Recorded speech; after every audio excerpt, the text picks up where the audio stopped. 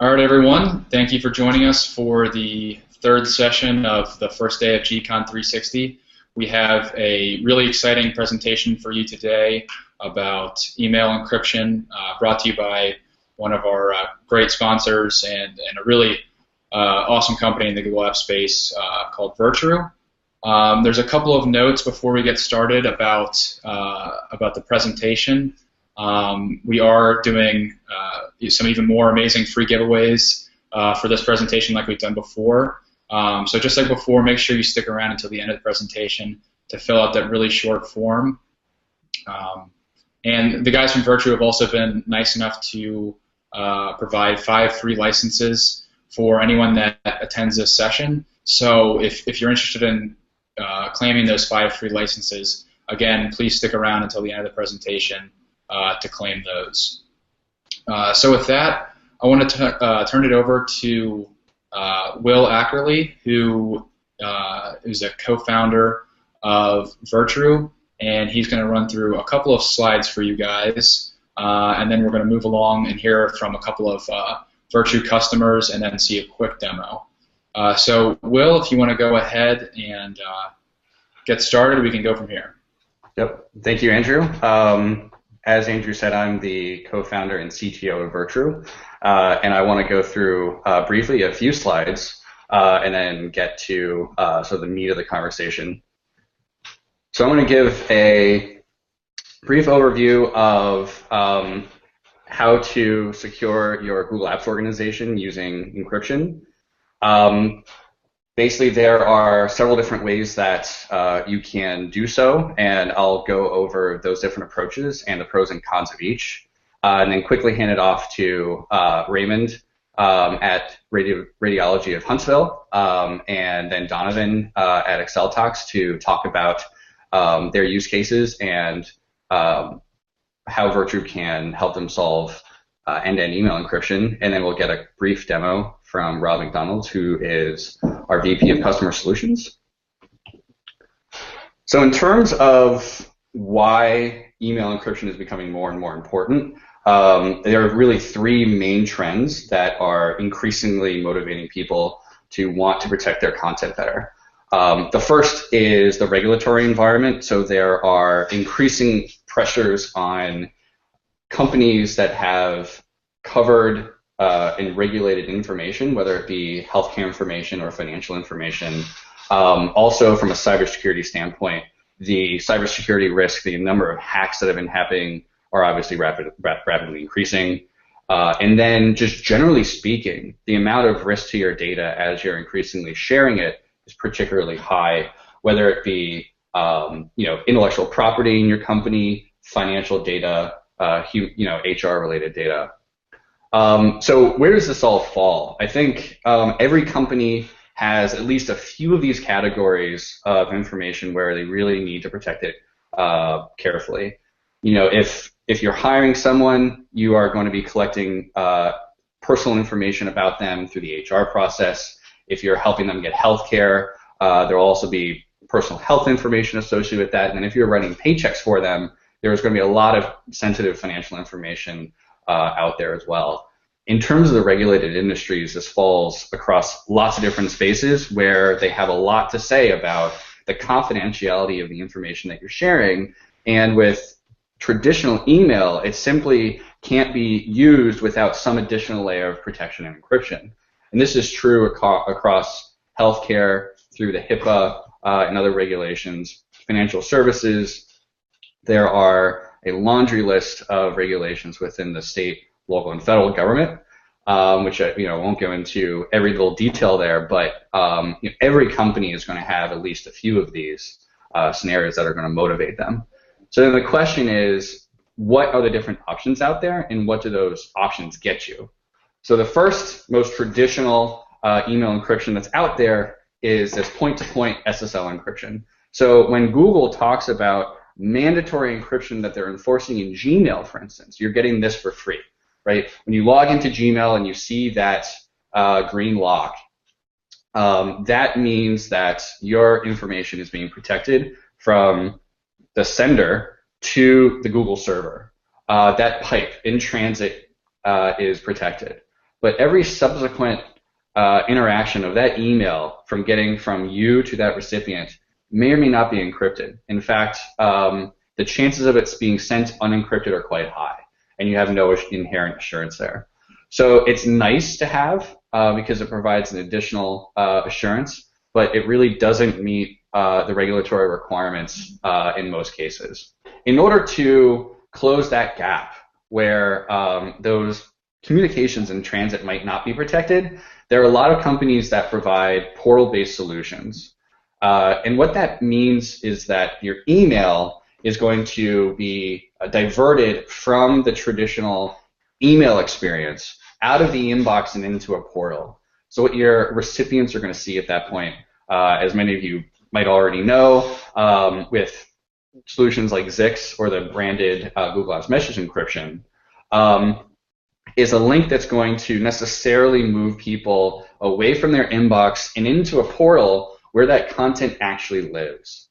And so you're moving that content from the Google server into an additional service that must protect that information. So while it's good at ensuring that the content is encrypted from point to point in transit, it does not ensure inherently that there are any at-rest protections. So copies of the email on Google servers, the portal's servers, and then your recipient's computer may all be vulnerable. If all you're looking for is point-to-point protection, and there isn't an inherent need for at-rest protection, the portals are technically a solution that might work for you. The majority of the time, for particularly good protections, when people talk about email encryption, what they would like is end-to-end protection. There are several technologies that are out there that allow for this. It provides inherent at-rest protection, and it also provides in-transit protection because that email is encrypted before it ever leaves the sender's computer. There are two technologies that have been out there for a while, PGP and S-MIME. They provide this end-to-end protection, but the usability it has not been there. And the barrier to entry for end-to-end encryption historically has been that it's not easy to engage with users, particularly people who are not particularly computer savvy, to be able to have these S-MIME or PGP-based solutions. So what Virtru does is it removes the usability friction out of the system and allows you to send secure to anybody with this end-to-end protection, but without having to engage in a complicated process or burdening the recipient with a complicated interaction. So with that, I'd like to hand that off to Raymond Harrell, who's at the Radiology of Huntsville, for a few words about what he's using today and why. Hey, Will, and everybody, thank you very much for having me on this call. And just want to talk briefly about Radiology of Huntsville and our message encryption and why we chose Virtru. Just a little bit of background on Radiology of Huntsville. We are a healthcare organization specializing in radiology and radiology systems. We recently transitioned about 70 users from an ISP email platform, which is very dated, into Google Apps. Part of that project was looking for a secure email solution. We needed it for everybody to communicate patient health information and personal identifiable information for employees. That way it allowed an easier conduit of communication for the insurance companies, business partners, the customer health facilities that we contract and use, as well as communicating internally with staff members, radiologists who process internal radiology reports and addenda. Reasons why we chose Virtru were really the simple recipient experience. We wanted a very easy interface, and it doesn't get much easier than a button to select it inside of Google Apps. We want it to be easy for the end users primarily. We have people ranging from age 24 to 65 in our organization, and a wide range of technical sophistication as a result of that as well. We couldn't have it getting in the way of normal workflow for the doctors as well as the office and billing staff, so it had to be almost second nature to them. The deep integration with Google Apps was another reason. Once again, just inside the same interface, you didn't have a portal Our users have a lot of experience with Cisco and some of these other secured email portals, and that was the biggest push. They did not want anything similar. We love the support for Google Chrome, Firefox, Outlook, and the iOS app and Android apps that we're able to use throughout our organization, where we have a very bring-your-own-device type of organization. And we wanted that solid encryption that goes throughout the organization as well. We ended up finding Virtru through actually our Google account manager and representative. It was highly touted, and when I took a look at it, took the demo, I fell in love with it. We love the fact that it's HIPAA compliant. They signed a business associate agreement the day we signed up, so we were all in compliance from that very time. Messages were directly inside the inbox with the plugin. You didn't have to go anywhere else. It was all integrated. It did all the work for the end user. Again, very easy for them, as well as the recipients using the secure reader if they do not have it. We called in on a Monday during launch day when I was launching everything else. It was implemented in hours, actually in about an hour. It didn't even take that long. We loved the toggle switch, as I mentioned earlier. Didn't have to get a new password or a new portal. They just had to remember their Google information. There weren't any keys or any setups to exchange, and the administrative console has continually been undergoing improvements, which have made my life easier because it's all in one place. So I think Will, do you want to pass it over to Donovan? Yeah, absolutely. Raymond, thank you so much for that. We also have another guest from Excel Talks, Donovan, who's a managing partner there. So Donovan, thanks so much for coming and talking. Of course, thank you. We've been really happy with Virtru and all our interactions with it. So happy to do this. So we have, all right. So as introduced, my name is Donovan Slyman. I'm from Excel Talks Laboratories. We are a clinical diagnostic laboratory. We do toxicology testing as well as pharmacogenetic testing, and getting into and continuing on into the NGS space. So we deal with patient information every day, all day long, and because of that, we needed a secure end-to-end service in which would encrypt all of our data and keep us within HIPAA regulations. So we're pretty diverse. We have I think about 80 employees now spread across the country, and so we have several points of communication in which PHI information is going to be distributed, be it to patients for their reports, physicians, our corporate partners, insurance companies, and internally as well. So we kind of had that broad spectrum of recipients in which we had to make sure that our solution, our HIPAA security solution, was going to be feasible for everyone. So our evaluation criteria, we had an existing service, but it was pretty cumbersome. It was not very user-friendly. It seemed out of their normal workflow.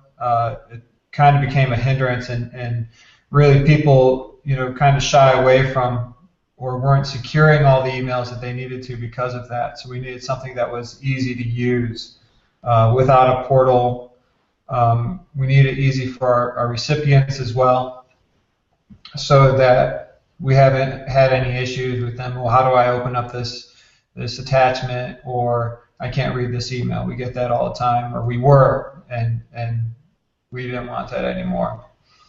As well, the licensing options, we didn't want to have to sign a long-term contract. We have employees that are coming and going, not all the time. We have pretty good retention, but with any business, you're gonna have turnover, and so switching, accounts over to a new user, disabling account, enabling a new account, those are all things that we needed to have readily, that were really simple and streamlined in our process, so it wasn't taking up too much of our IT time. Having to retrain people, we needed everything to be pretty smooth. And so we came across Virtru. When we started with Virtru, Thank you. When we started with Virtru, we were still in beta. I think I downloaded it personally, me and a couple other people here, to kind of feel it out, see where it was. We did the beta version for a couple months. We started off with it and kind of backed off for a little while, and then circled back around when Virtru came kind of with the pro version and the integration with the admin console and everything else. It's clean and smooth interface with Google Apps. It's very present. It reminds people to secure their email, which we like very much. The mobile app interface has been great. If you get a secure email, it pops up right on the mobile version, even if you toggle back and forth between Gmail and Virtru. Like, again, what I was talking about earlier in the criteria, the ability to add and remove licenses manually from month to month is very simple. It takes me about 5 minutes, honestly, to not even, just to sign somebody up and then send out the invitation. And then they load everything up in their Gmail. It's standard for the app, so it's pretty straightforward. I would cut the implementation time down to, like, honestly, you could do it in 20 minutes from start to finish. The ease of use, the encryption, again, is a natural part of the workflow for the recipient as well. They just verify through their email login, and they can download attachments or view them in the browser. We like that a lot. A lot of our clients still use fax, or not even e-fax, but regular fax. And so anything that we can do, we can present to them and say, well, here's a pretty simple solution. It's going to be beneficial for everyone involved. The support staff, I think I have a personal relationship with Matt by this time, because I've bent his ear quite a few times as well. Not only my interaction as an administrator, but they're all very attentive to our needs, be it a client, another employee within our staff, whoever has any issues or questions. They're very quick to respond and guide us through any questions that we have.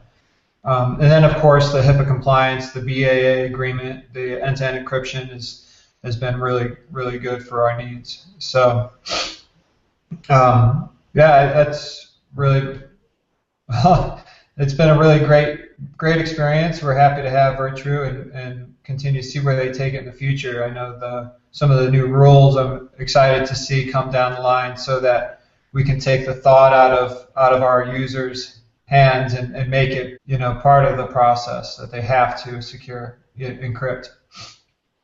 Awesome. Thank you so much, Donovan. So with that, I think what we're going to do is hand off to Rob to give everyone who hasn't had a chance to try out the free Virtru yet exactly what we do and how we do it, the demo. Yeah, awesome, Will. I sure appreciate the time to share our platform with everybody. I really appreciate it. So let me share my screen out here real quick. So today, I want to go through what are the differentiators, why are we different than other encryption solutions, and hit some points that in the demo, so you can kind of really feel how this is going to affect you from day to day, from just on-demand encryption inside your compose window to the difference between protecting emails, the payload, and the files, being able to send to anyone, anywhere, at any time, regardless of what platform they're on, and then being able to see where that data's gone, applying revocation or re-enablement, expiry, and controlling forwarding outside of that first line of recipients, and then kind of dive right into the admin dashboard, and then what we implement as DLP, what we call Smart Send Secure, the industry calls DLP. So that was it for the PowerPoint from me, and then let me show you guys here. So this is a Google Apps for Work inbox. This is a paid account, and then my test recipient over here is a free Gmail account, just to kind of show you the experience not associated with the paid account. So as a sender, as we talked about earlier, there's really like two components to the platform, right? One component is the hosted piece. This is what doing the authentication, doing the verification before there's any kind of key exchange for the sender or the recipient. And that hosted piece is also what manages the policy. That policy is what dictates who has access, under what terms, and for what duration, right? So that hosted piece does that. The client-side piece, this is what enables the end-to-end encryption that provides the better security, or I would say higher level of security than just in-transit security, is our plugin, right? So we're sitting in the Chrome browser, we're sitting in Firefox, we're sitting in Microsoft Outlook, we're sitting on your native iPhone or Android app, and what we're doing is we're integrating directly into your experience. So one of the design principles of our organization is to ensure that we are in the productivity flow that your user is used to. So in this case, I'm in the browser, I'm composing an email. So where do I want to be? I want to be in the inbox. I want to be in the message. I want to be in the compose window. All right. So here we are, as we talked earlier, and as you heard in the case studies there, a simple toggle switch.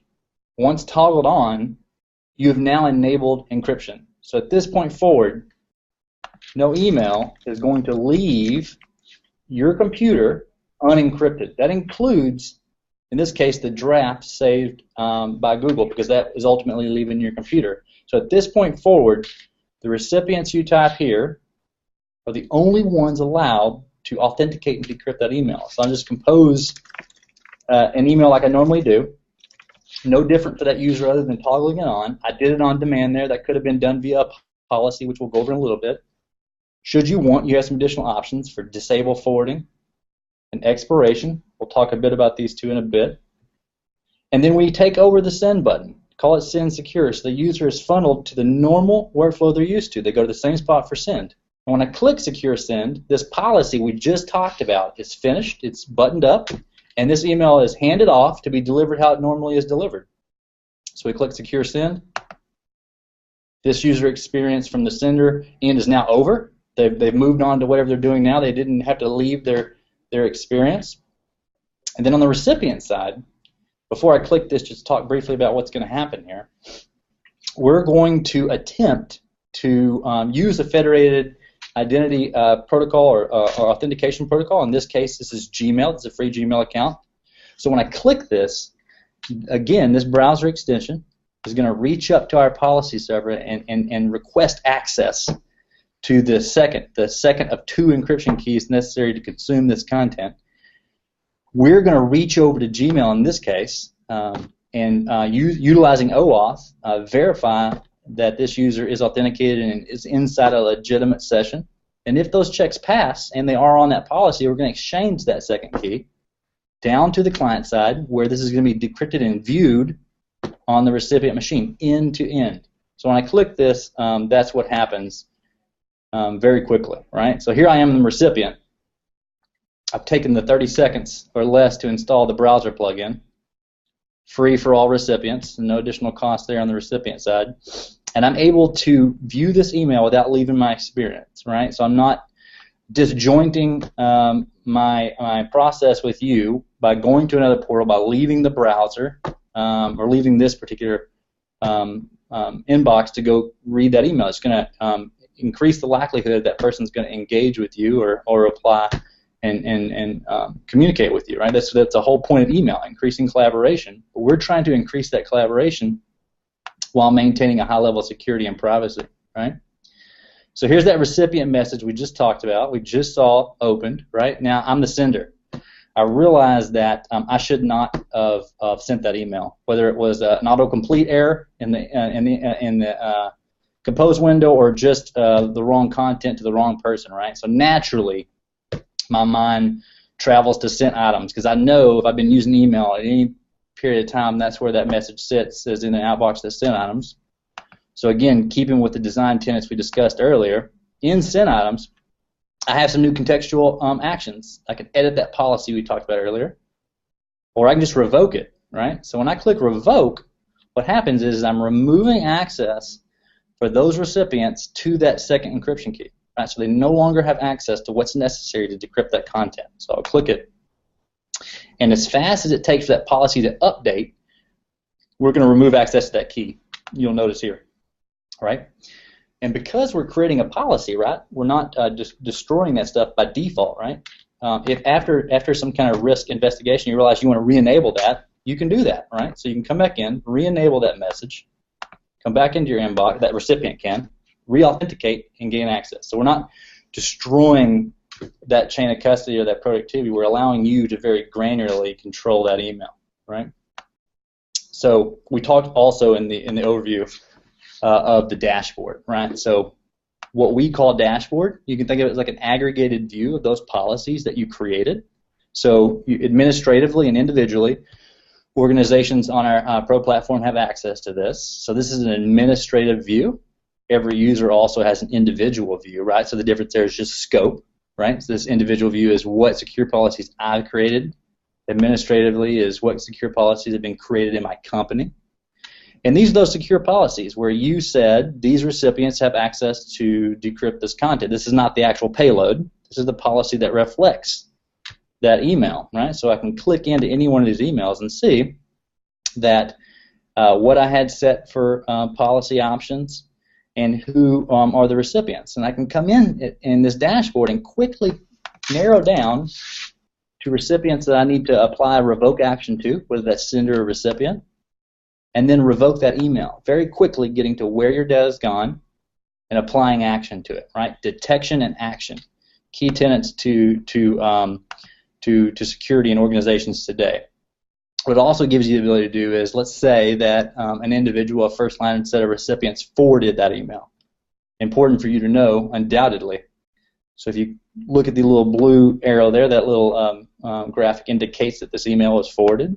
You can click into that and see that I sent an email to these two first-line recipients, and this recipient forwarded it out, right? So I may have not initially intended that. So I can come in, apply disable forwarding action, and revoke just for the individual recipients that don't need it. So again, we're not destroying the productivity. We're allowing you to apply the action where you need to apply the action, either decentralized at the user level, the people that are sourcing the information, or administratively across the company, right? So in addition to this, we also have, we talked about this on the slide earlier, we call it Smart Send Secure, and the industry calls it data loss prevention, right? So we're allowing you to create these content policies, and these content policies, whether they are keywords or regex patterns that represent content that you need to protect, you can build these policies and inform our plugin what to do if they are detected. Right? So in this case, I have a couple pre-canned policies here set up: social security number, credit card number, common things exchanged in email from time to time.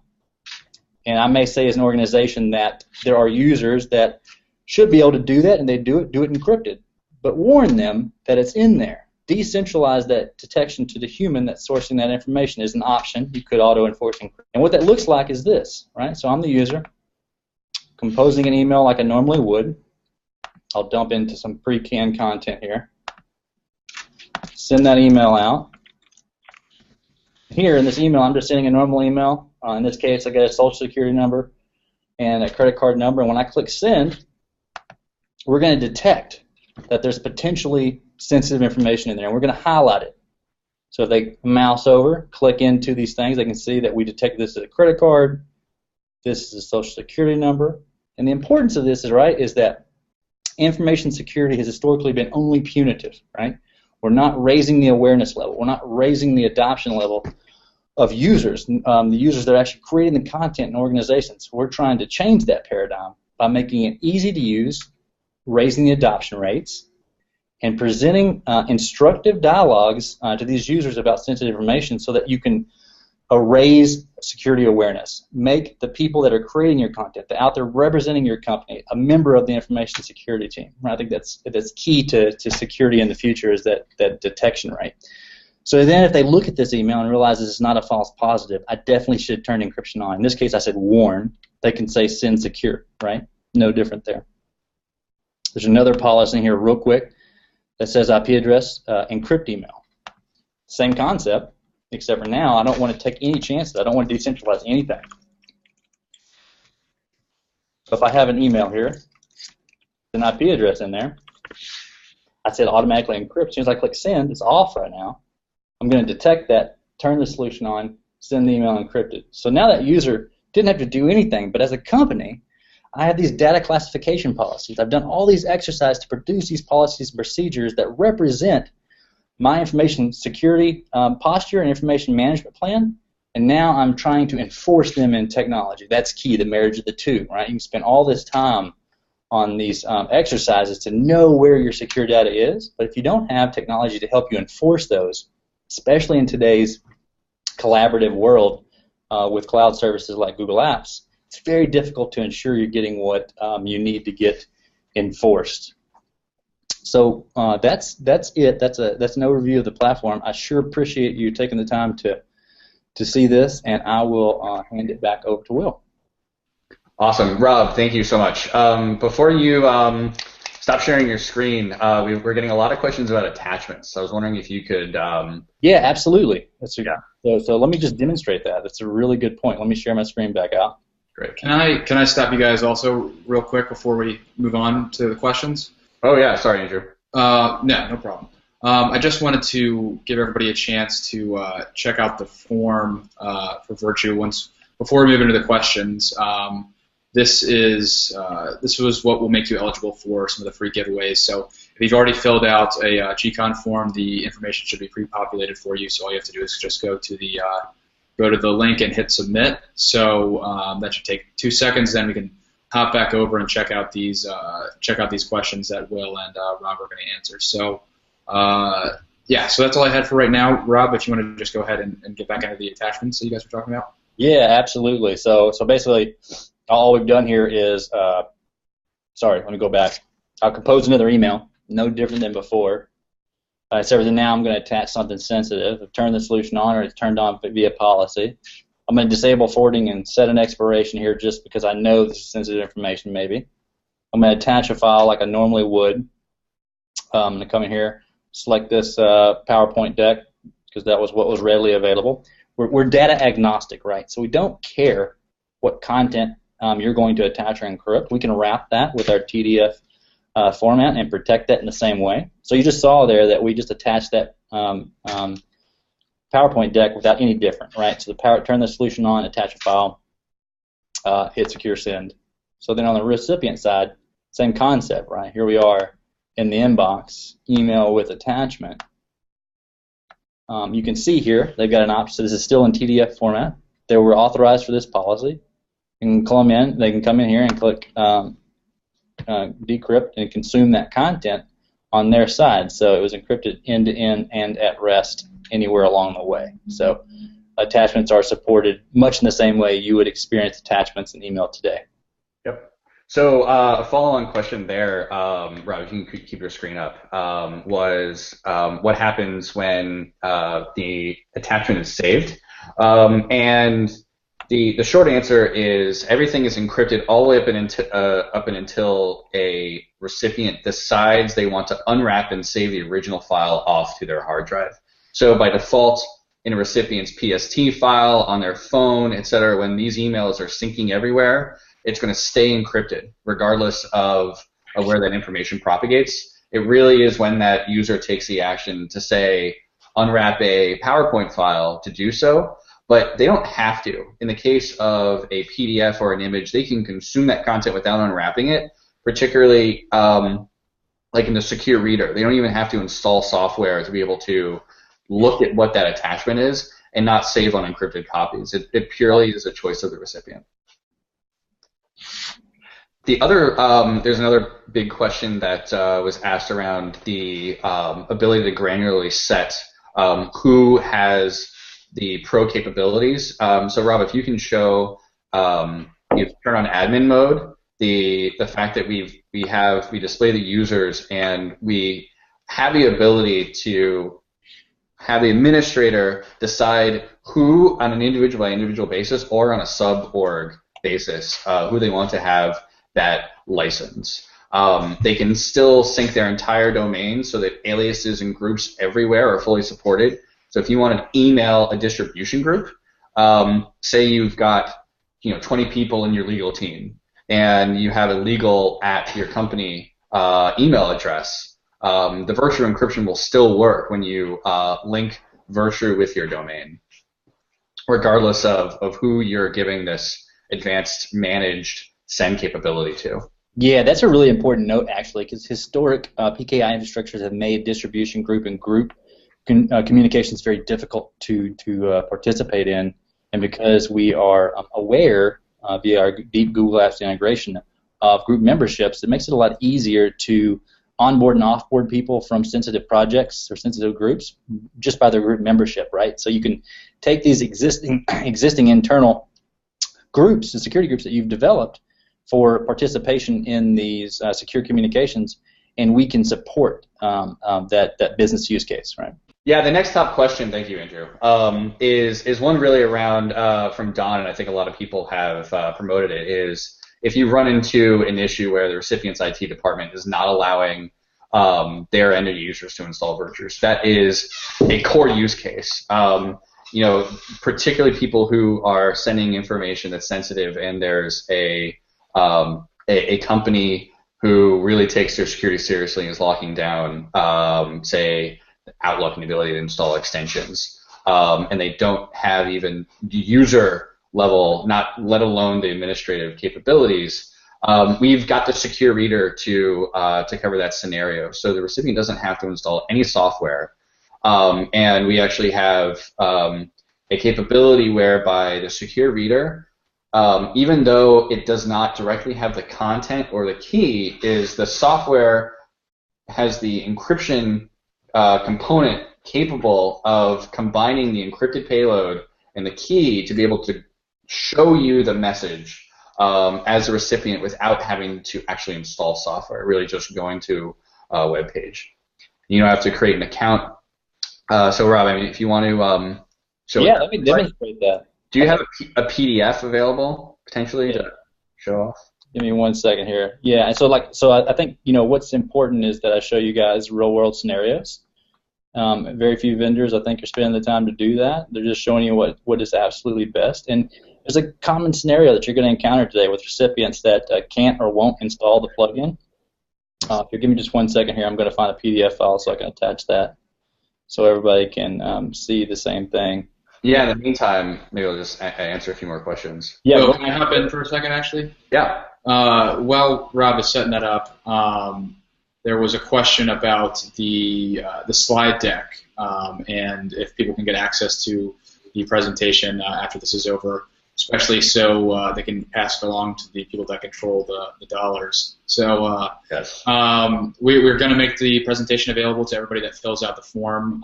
So I already put that up in the Showcase app. So you should be able to see that link on the right side of your screen. So if you want to be eligible for the giveaways or to see Will's presentation, just go ahead and fill out that form and make sure you get that as soon as possible. We also have another version which is a little deeper. So if you want to get a more of a deep dive into what we do and what the options are, just email me at will@virtru.com, and I'd be happy to get that to you. Yeah, so that's what I'll do is I'll share my screen back out for you guys real quick, and we'll walk through this. So this is a scenario that is likely to counter, right? So this is a recipient on an email platform that doesn't support any federated identity provider, and a user that I'm not going to install the plugin for, right? So I'll turn the solution on. I'll attach a PDF in this case, just like we talked about earlier. So the sender, again, not doing anything different, right? They're turning the solution on, they're attaching files, and they're clicking secure send, right? No different. It's handed off to be delivered how your email system normally delivers. So in this case, I sent it to this ProtonMail account. So ProtonMail is an example of just a webmail provider, right? In this case, this is a browser instance with no plugin installed, and this is a webmail provider that doesn't currently expose any federated identity system like OpenID or OAuth. So that's fine, no issue. And that user clicks into that email. This is the exact same email that we sent earlier. The difference is our plugin's not here to consume this and make it completely seamless in the inbox, right? What they get is this. They see this personalized intro. This can be set company-wide or per user. This allows you to send an unencrypted introduction to that recipient, adding validity to the message. Very important for encrypted content of any kind. People can be leery of it. And then they open and secure reader, right? So when they click open and secure reader in this case, right, we can't use OpenID, we can't use OAuth. So what we're going to do is we're going to create a globally unique identifier, a one-time password associated with this user in this browser session. They have to consume it in this browser session, so we can close the loop from request to consumption. We prompt them where it is. They come back to their inbox. And what they'll receive, and they have the ability to cache this for a period of time depending on the organization's risk tolerance, whether that's a few days or what have you. Simple email describing the process and activate me. And that the OTP, the global unique identifier, is in this link. When they click that, they're brought back to the secure reader to be authenticated and message consumed. They get secure reply. They can click in this case, exactly what we was talking about. This is a PDF viewer, a decrypted PDF viewer, allowing them to consume that content in the browser without installing any software. In this case, with minimal clicks, and that being the worst case scenario. One step up from this is if that webmail provider supported OAuth or OpenID, there would not even have been additional clicks. We've been able to authenticate them in that first secure reader tab, right? So that's it. Will, I think we might have you on mute again. Thank you. One thing to note is that for anyone who you're emailing to Gmail or Yahoo or Outlook.com, that confirmation email isn't even necessary. You're going to click right into the secure reader. Absolutely. Yeah, and that's because we leverage the federated ID in OAuth. We don't ask you to create a new credential. We tap right into the identity that you have today. So if your recipient has elected to use two-factor authentication, we're going to tie right into that. It's going to be just as authenticated through that system. For people who don't have it, have more exotic email or a corporate system doesn't support a federated ID, we'll have exactly what Rob showed you.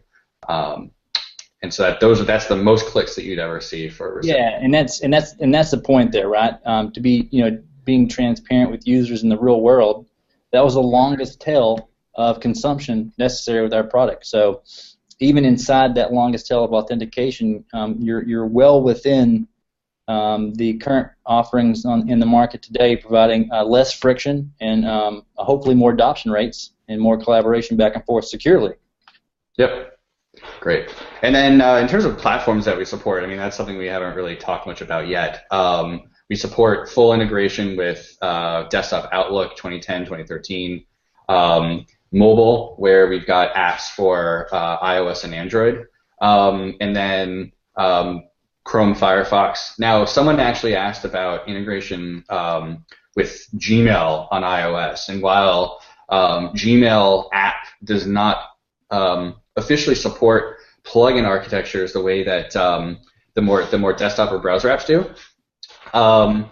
we still register an intent so that you can click. It's a one click right from your Gmail app or whatever your native app is into that secure message if you've got Virtru installed.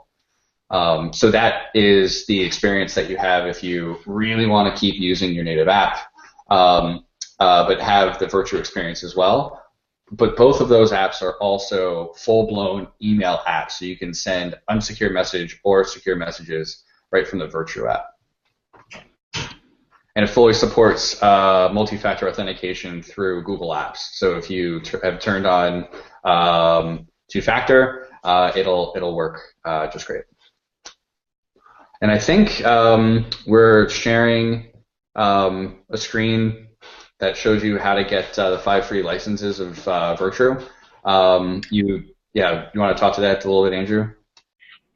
Yeah, and I apologize for the formatting a little bit. I had to quickly convert that into slides, and sometimes PowerPoint and slides don't play nice with each other. But like Will mentioned before, if you guys are, and I mentioned this at the beginning, if you're interested in getting the 5 free Virtru Pro licenses, just go ahead or if you have any questions at all, feel free to reach out to Rob or Will directly, rob.mcdonald@virtru.com or will@virtru.com.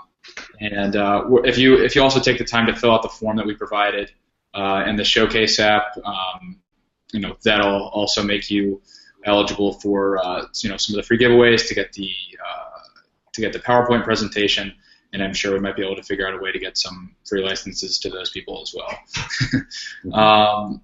Will, do you guys have anything else that you wanted to touch on before we sign off here? Any other questions? Yeah, I think we'll go right back into questions. Okay, sounds good. Yeah. So I think, let me go to the top. So I think we addressed Rick Humphrey's question around downloaded to a PC. Again, by default, everything stays encrypted, but if the recipient wants to take that unwrap action, that is something by default we allow. And then there's another question regarding if someone wants to share accounts with somebody else, is that possible? And because of the way we tap right into the identity systems within Google, if you share the credentials of your account with somebody else and they have the ability and authorization to operate on your account, they'll also be able to operate the encrypted capabilities as well. But by default, if you're not sharing your credentials with someone else and they have incidental contact with the information that is protected with Virtru, for instance, they look at, let's say you're syncing to Outlook on your desktop, they look at that PST file, they will not be able to read those emails. They won't be authenticated. And that's also useful in the case of asset loss, right? So if a laptop or a phone is lost, you've got the ability to revoke access to make sure, absolutely sure. But even if you don't revoke, unless they authenticate to that as you, they will not be able to read that content. Other question is if we want to terminate the service. So right. So if you want to stop using Virtru for whatever reason, we're not going to hold your emails hostage. We're really the pro tier isn't about being able to read. It has everything about the ability to manage users and have those pro capabilities when you're creating emails. So you're always going to have persistent access to everything that you created, even if you stop paying for the pro tier. So encryption standards that are used within Virtru, we use full AES 256 for the symmetric encryption, and then all of the data in transit is using TLS 1.2 with ephemeral Diffie-Hellman key exchange to ensure that there are no private keys that can be leaked that will give you the same issue that LavaBit had, where if that key gets leaked, then whoever has access to that private key would have access to everything. So we have no master key the way that we're doing all of those in-transit exchanges. In terms of mobile, we've got full coverage read and write through our apps on Android and iOS. And then for Windows Phone and BlackBerry, the secure reader is tested and fully compatible with that. So if people want to be able to read and reply from those other phones and devices, then that's also possible. The recipients never need the extension in order to be able to read emails, only if they want to compose new emails and set their own policies. Let's see. So we've got we're not pre-populating the giveaway form. Maybe we can work on that. Is the subject also encrypted? That's a fantastic question. The answer is no. So from an inbox manageability standpoint, what we do is we tell people to treat the subject line as something where it should be keep all the sensitive information outside the subject line. So if you're sending a social security number, just say here, attaches my social security number, and then keep that sensitive data in the body of the email or the attachments. But the entire body and the attachments are always fully encrypted.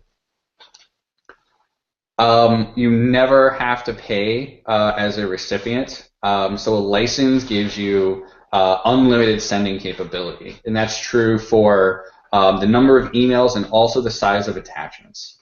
One of the things that we do is we allow for cloud storage of attachments as well, so that you actually don't have the same limit, Gmail limit, in terms of size. So you can send attachments that are gigabytes large.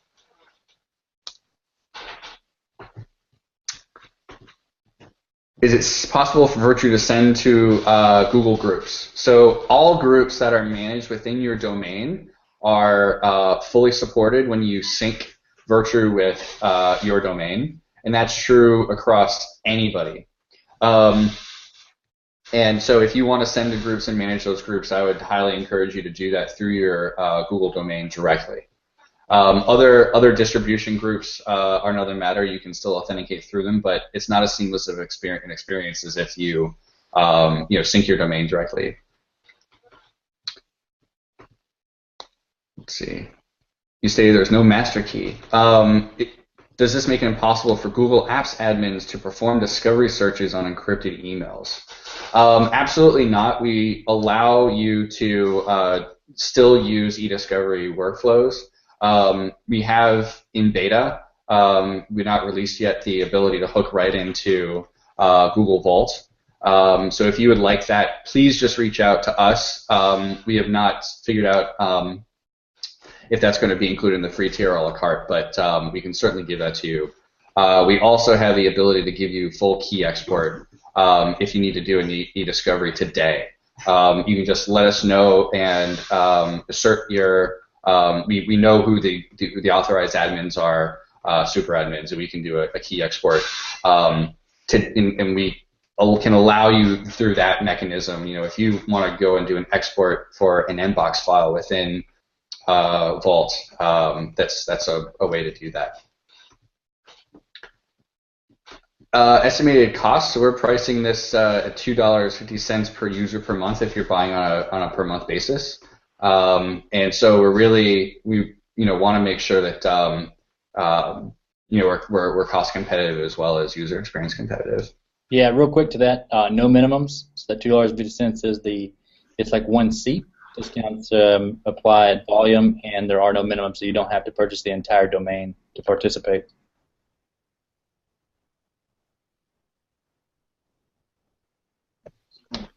Yeah.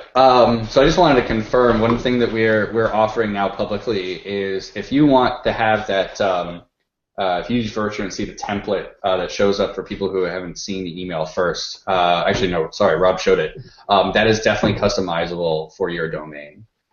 So it can be powered by Virtru, and it can be really a message that's secured by your company. What happens when to replies when the reply sender does not have a subscription to Virtru? So if they're replying to the secure reader, those emails will also be fully end-to-end encrypted. In order to be able, like I said earlier, if they want to be able to start a new conversation, they'll have to have Virtru, but replies are fully supported.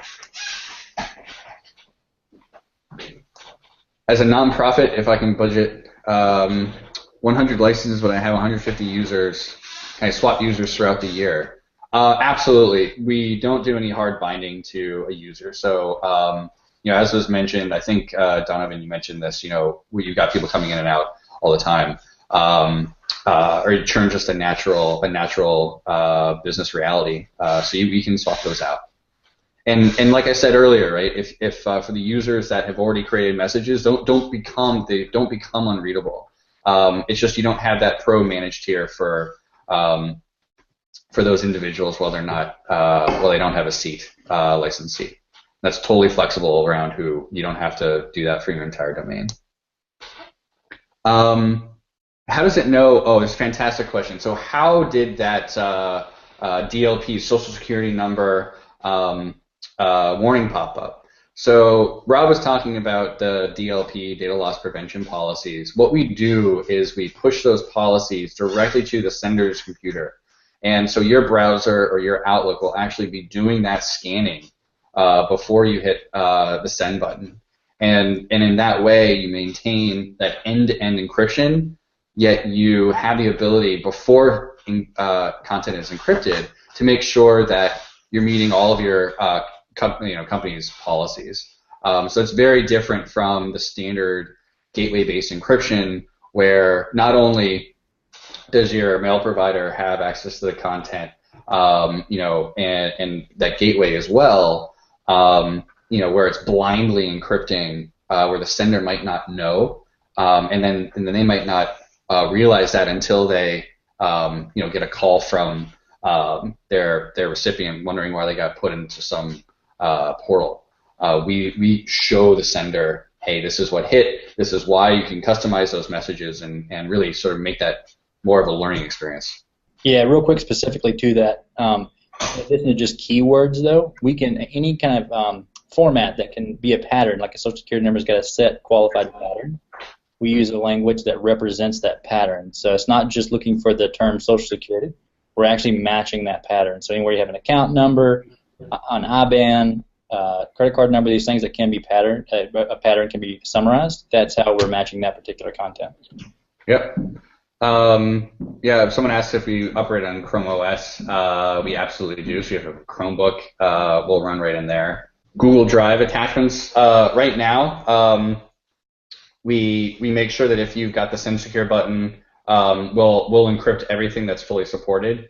In some cases, we might ask you to really make sure that that's coming from your desktop, so we have so it's encrypted before it ever hits the cloud. So we don't want to convey any sort of sense that that content is encrypted everywhere if it's not. We do have the Google Drive inline encryption supported in some of our builds. Rob, do you recall if right now we've got the inline Drive encryption? Yeah, I didn't demo that earlier. I can go over and test that out. I don't know what version I have on my system. I apologize. Yeah. If that's a hard requirement, it's something we're actually working with vendors to ensure. It's just, on any given, we're trying to make sure that it's a streamlined experience. So we can definitely make that available. Well, it looks like we're running right up against that hour limit. Yep. I think now might be a good time. It seems we've gotten through a lot of really, really good questions. So I want to thank everybody that watched the session, especially those of you who asked questions, because we got to go through a lot of really good stuff. I wanted to thank Will, Rob, Donovan, and Raymond all for stopping by and helping out with this presentation. They did a great job. Was happy to have the guys from Virtru here to help out. It's always been great help around GCon time. So I think we're going to go ahead and wrap up. We do have another session that's actually starting right now. So you can click over in the Showcase app and go jump into that other presentation. Dylan's starting that hopefully as we speak. But Will and Rob, if you guys want to sign off and say bye to everybody, you can go right ahead.